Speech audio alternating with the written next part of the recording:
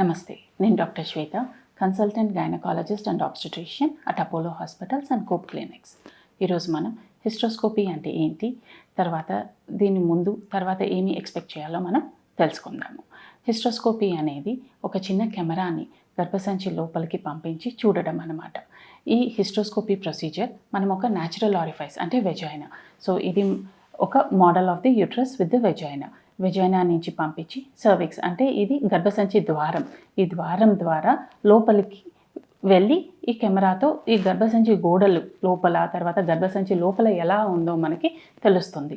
So ఇందులో ఏమన్నా abnormalities ఉన్నాయా అంటే ఫైబ్రాయిడ్స్ కానీ, అంటే లోపలికి గ్రోత్ లాగా, అంటే ఈ మస్కులర్ గ్రోత్ అనేది లోపల పక్కకి ఉన్నప్పుడు మనకి తెలుస్తుంది. లేదా పాలిప్స్ ఉన్నా, లేకపోతే ఈ గర్భసంచి గోడల మధ్యలో అతుకులు ఉన్నా మనకి ఈజీగా తెలుస్తుంది. ఫర్టిలిటీకి ట్రై చేస్తున్న పేషెంట్స్లో ఆస్టియా అంటే ఈ ట్యూబ్స్ ఏవైతే ఉన్నాయో అవి యూట్రస్ లోపలికి ఓపెన్ అవుతాయి, దాన్ని ఆస్టియా అంటాం.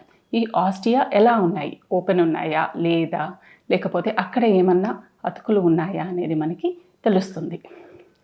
హిస్ట్రోస్కోపీతో గర్భసంచి లోపల భాగాన్ని మాత్రమే మనం చూడగలం.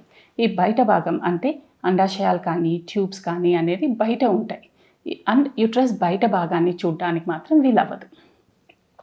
సో ఈ హిస్ట్రోస్కోపీ మనం ప్లాన్ చేసినాక రొటీన్ బ్లడ్ టెస్ట్ తర్వాత స్కాన్ని అనేది అడ్వైస్ చేస్తూ ఉంటాం. ఈ స్కాన్స్ ఇవి అయినాక జనరల్గా అనస్థీషియా కింద చేస్తాం కాబట్టి అనస్థీషియా చెకప్ అనేది కూడా చేయించుకోవాల్సి వస్తుంది. అండ్ కొన్నిసార్లు ఈ గర్భసంచి ద్వారం నుంచి మనం కెమెరాని పంపిస్తున్నాం కాబట్టి అది ఓపెన్ అవ్వడానికి ఒక 1 to 2 hours before the procedure tablet అది ఇస్తాము. అండ్ అనస్థీషియాలో చేస్తున్నాం కాబట్టి ఒక 6 to 8 hours ఆఫ్ ఫాస్టింగ్ అనేది ఉండాల్సి వస్తుంది. కొన్నిసార్లు మనం ఓన్లీ డయాగ్నోస్టిక్ పర్పస్కి చేస్తున్నాము, అంటే ఓన్లీ లోపల ఎలా ఉంది అని చూడడానికి మాత్రం చేస్తున్నప్పుడు ఆఫీస్ హిస్ట్రోస్కోపీ అని చేస్తాం.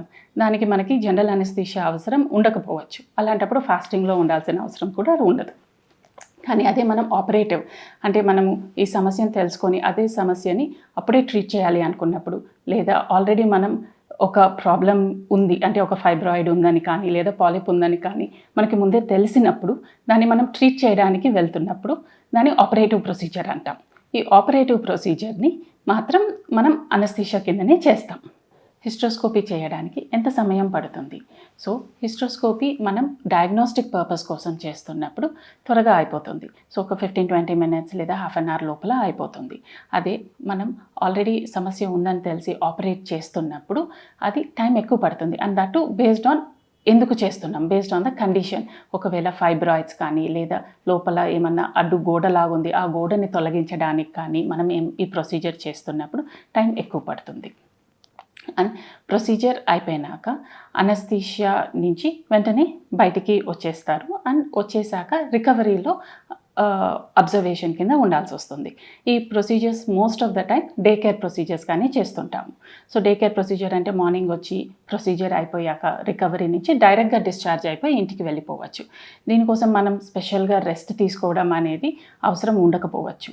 కాకపోతే మనం ఈ ప్రొసీజర్ చేసాం కాబట్టి కొన్నిసార్లు బ్లీడింగ్ అయ్యే అవకాశం ఉంటుంది. సో దానికి రిలేటెడ్గా మెడిసిన్స్ అండ్ మనం ఇప్పుడు ట్రీట్ చేసిన కండిషన్కి రిలేటెడ్గా మెడిసిన్స్ అనేది ప్రిస్క్రైబ్ చేస్తూ ఉంటాం అన్నమాట. సో ఈ హిస్ట్రోస్కోపీ అనేది is a completely safe procedure in experienced hands. Thank you.